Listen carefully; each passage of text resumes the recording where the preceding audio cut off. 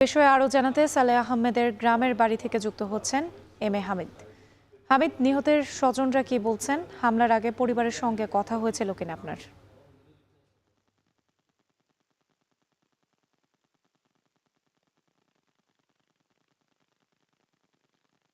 আমি এই মুহূর্তে দাঁড়িয়ে আছি বড়লেখার গাজীটাকা এলাকার দাসপাড়া এলাকায়, যেখানে গত ২৮ তারিখ ইফতারের পূর্ব মুহূর্তে দুবাই আরব আমিরাতের আজমান শহরে যিনি নিহত হয়েছেন, সালেহ আহমদ নামে যিনি নিহত হয়েছেন, আমি তার ছেলের সাথে কথা বলেছিলাম। তার ছেলের নাম হচ্ছে আব্দুল হক এবং তারা ৩ ভাই এবং ১ বোন এবং মা রয়েছেন। আমি বড় ছেলের সাথে কথা বলেছিলাম। তিনি জানিয়েছেন যে গত ২৮ তারিখ বিকালে ইফতারের আগে যখন তিনি একটি কোম্পানিতে চাকরি করেন, সেই কোম্পানি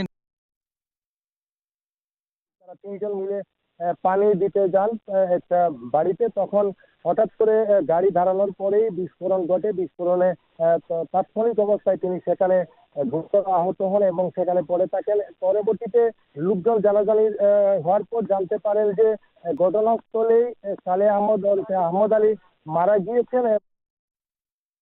যিনি ছিলেন আব্দুল্লাহ, তিনিও সেখানে আহত হয়েছেন এবং পাকিস্তানের একজন লোক আহত হয়েছেন। প্রথমে বাড়ির কেউ না জানলেও গতকালকে সেই আরব আমিরাতে ওনার দুজন ভাই রয়েছেন, একজন হচ্ছে বুরহান উদ্দিন এবং একজন হচ্ছে জাকির উদ্দিন। এই দুজনই কিন্তু সেখানে অবস্থান করেন এবং গতকাল বিকালে মূলত তারা জানতে পারেন যে তাদের ভাই নিহত হওয়ার পরে তারা বাড়িতে জানান এবং পরবর্তীতে সম্পূর্ণ বিশ্বে জানাজানি হয় যে বাংলাদেশের একজন লোক সেখানে নিহত হয়েছেন। তারা বলছেন যে আসলে এই ঘটনা ছিল অপ্রত্যাশিত, যেহেতু ইরানে আমেরিকা এবং ইসরায়েল মিলে সেখানে হামলা করেছিল এবং